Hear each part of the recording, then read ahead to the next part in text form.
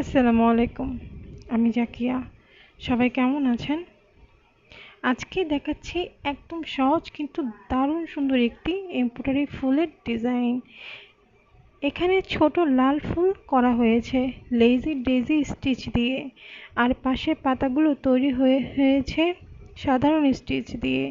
লাল রং আর সবুজ রঙের মিশ্রিত ডিজাইনটি অনেক ফ্রেশ আর আকর্ষণীয় লাগছে। এই ডিজাইনটি ছোট ছোট জায়গায় ব্যবহার করা যায়, যেমন ড্রেসের হাতা, ওড়না, কুশন কভার কিংবা টেবিল ক্লথে।